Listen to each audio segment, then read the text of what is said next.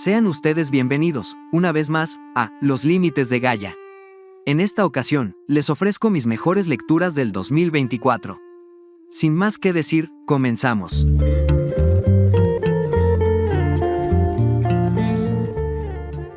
Este año tuve la oportunidad de leer 87 libros. Algunos ya tienen reseña en el canal, otros, la mayoría, la tendrán en algún momento. Adicionalmente, las siguientes lecturas no tienen un orden en particular. Así que, comencemos. 1. El invencible verano de Liliana, de Cristina Rivera Garza. Arrancamos con este libro que, a mi juicio, no es que sea un buen libro per se. Sin embargo, sí es un buen ejercicio de reconstrucción histórica que, lejos de lo morboso que pueda llegar a ser lo que le sucedió a la hermana de la escritora, destila un fuerte halo de sensibilidad. ¿Qué queda de nosotros después de que dejamos esta tierra? Pues bien, para Rivera, lo que queda son las impresiones que dejamos en las personas que quisimos y que nos quisieron, y todos los objetos con los que alguna vez interactuamos y de los cuales hemos dejado rastro. Así, la autora, mucho tiempo después del cruento crimen que le arrebató la vida a su hermana, regresa a afrontarse con todos y cada uno de los recuerdos que su hermana, Liliana, dejó tras de sí, para, no solo realizar una reconstrucción histórica con base en sus documentos personales y las personas que la conocieron, sino, sobre todo, para tomar una postura política ante la tragedia. Liliana sigue viva, en su plena juventud, y ese, estimados amigos, es su invencible verano.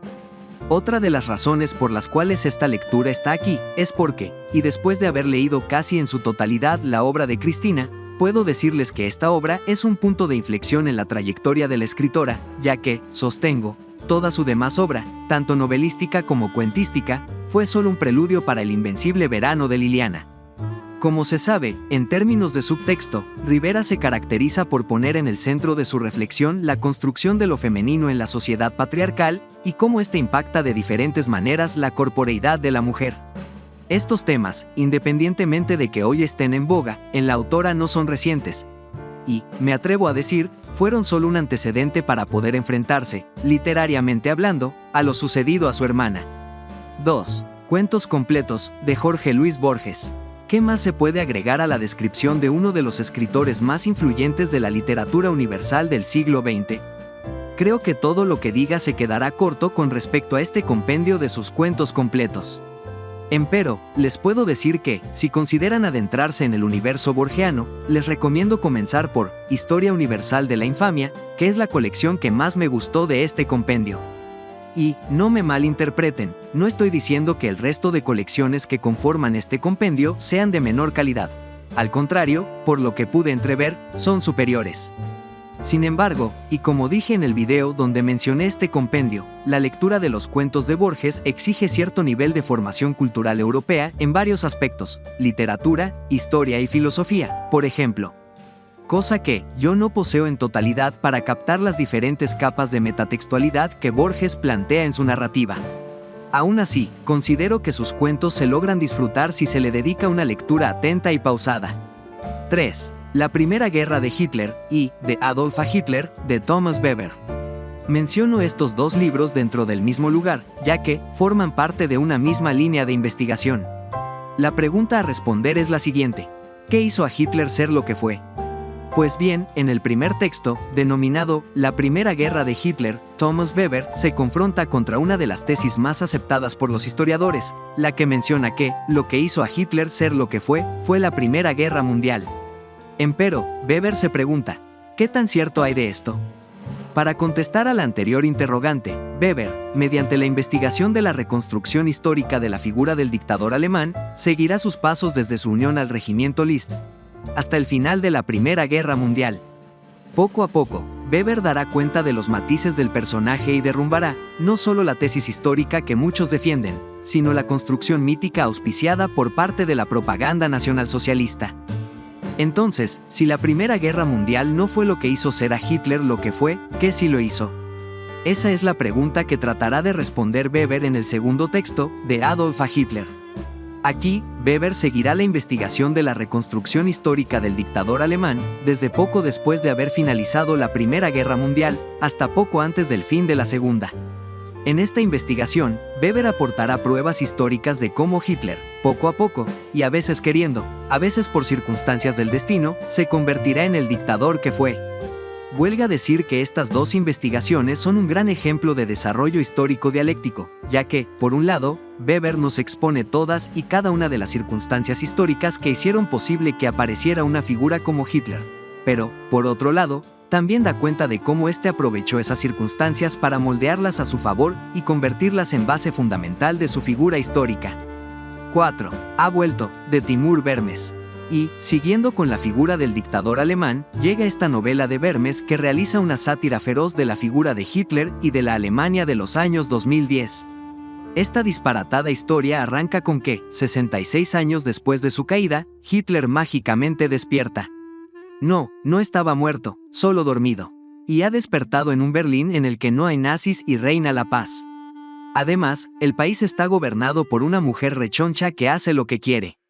Y, esto, nuestro recién despertado Hitler, y después de poco a poco asimilar dónde se encuentra, no lo puede permitir.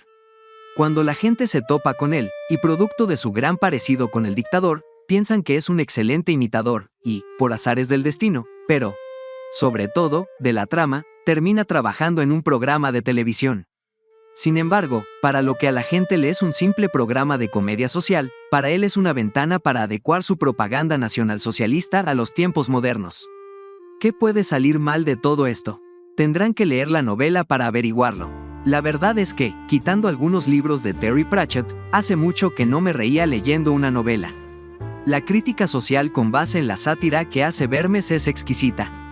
Además, al estar narrada en primera persona por parte de Hitler, podemos ver, de primera mano, los choques ideológicos entre él y el resto de los personajes con los que interactúa, haciendo que, como todo mundo asume que es un excelente actor, los momentos cómicos sean sobresalientes, aunque Hitler hable en serio.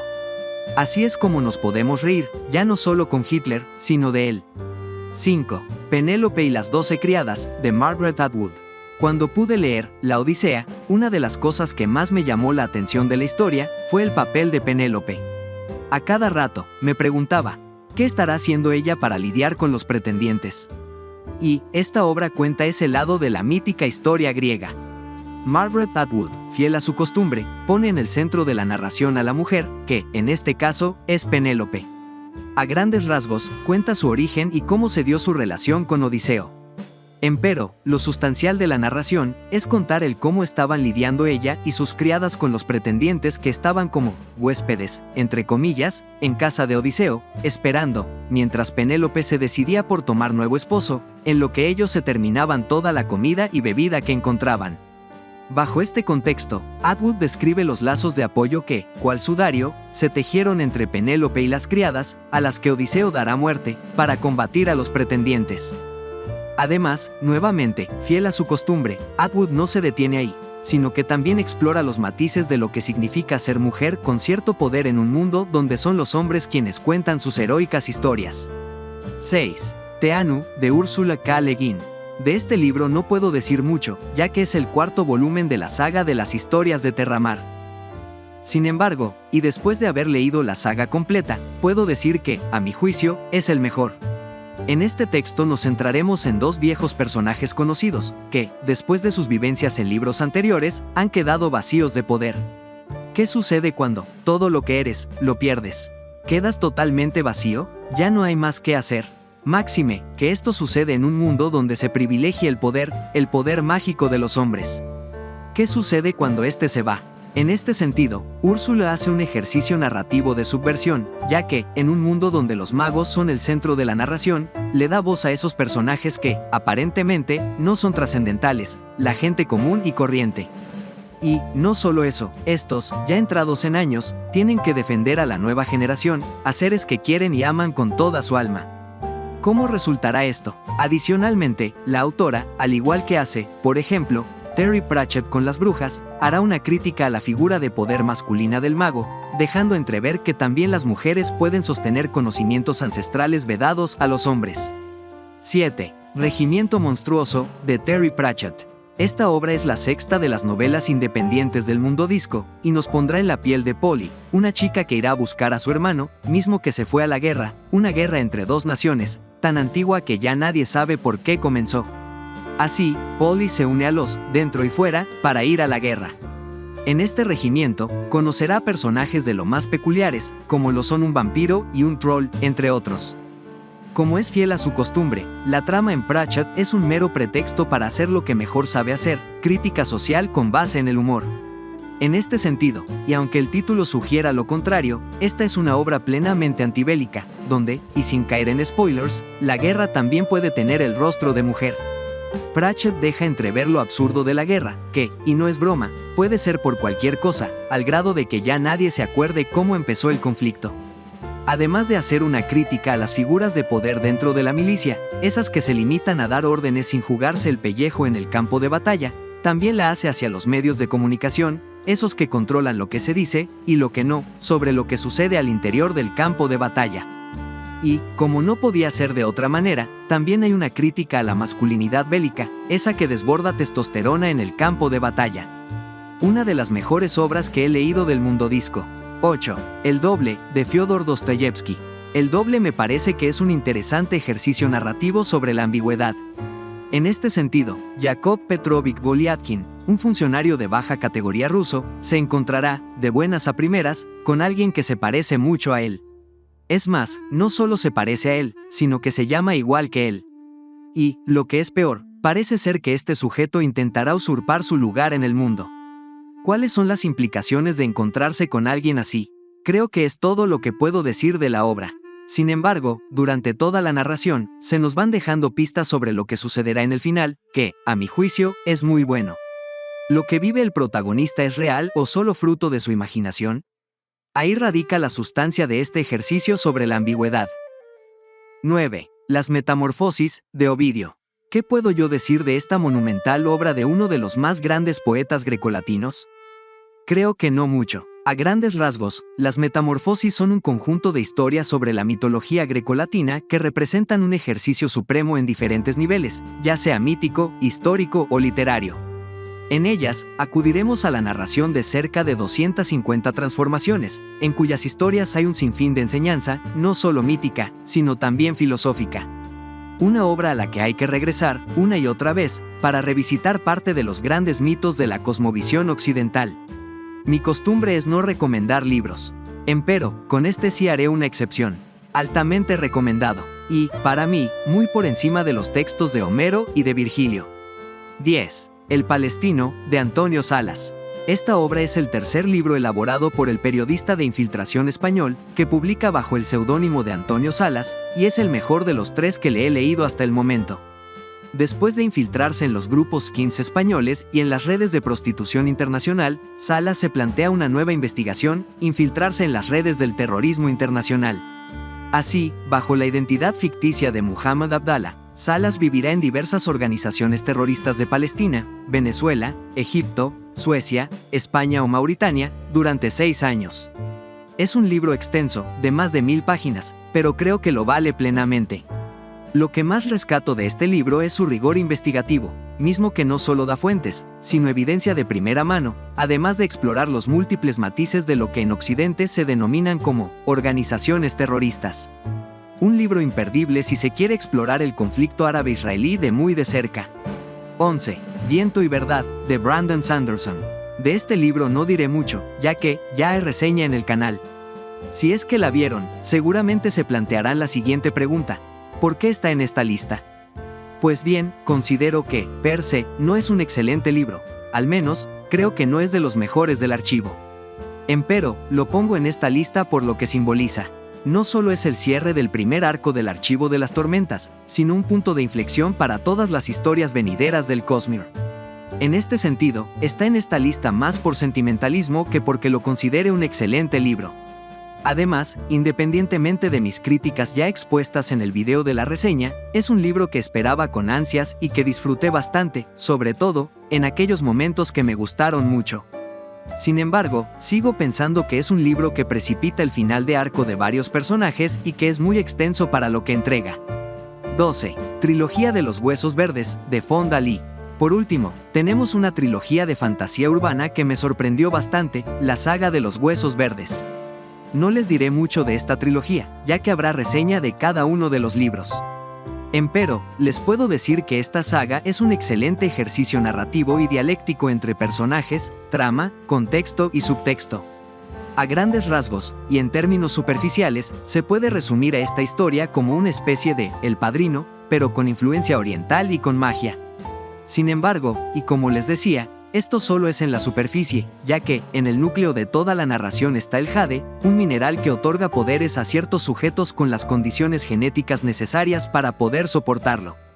A estos sujetos se les conoce como huesos verdes, mismos que están agrupados en distintos clanes dentro de un pequeño país isleño que se llama Kekon. Y, dos de estas agrupaciones, el clan Sin Cumbre y el clan Montaña, los más poderosos del país, están en una histórica disputa para tratar de destruirse y hacerse del control total de la nación. Hasta aquí, todo bien y nada fuera de una historia convencional, dos clanes mágicos luchando por el poder. Sin embargo, todo esto va a cambiar cuando se comienza a producir una sustancia bastante particular, llamada SN1. Esta sustancia hace que los que no son huesos verdes puedan portar jade, haciendo poderosa a la gente normal. Huelga decir que, tanto el jade como el SN1 no son inocuos, pueden llegar a causar efectos secundarios terribles, acercando a sus usuarios cada vez más a la muerte. Con todo y esto, el SN1 abre la puerta para que cualquier persona pueda beneficiarse del jade, por ello este elemento pasa a ser un recurso económico estratégico en este mundo. ¿Y qué es lo que sucede cuando una sustancia poderosa puede estar al servicio de cualquiera? Pues, comienzan los conflictos. Así, todo está puesto para que Fonda Lee desarrolle una trama llena de intrigas, alianzas, traiciones, juegos de poder, inclusive, dinámicas geopolíticas. Porque sí, Kekon ostenta el monopolio de la producción y suministro de jade a nivel internacional, pero no es la única nación interesada en su poder. Creo que es todo lo que les puedo decir. Tendrán que esperar a la llegada de cada uno de los videos para mayor profundización. Sin embargo, les puedo sentenciar que es una de las mejores sagas de fantasía que he leído hasta el momento. Por último, quiero darle las gracias a todas y cada una de las personas que se han suscrito al canal y a las que han visto los videos. Ojalá que estos les estén gustando y podamos seguir disfrutando de la literatura. Hasta un próximo video.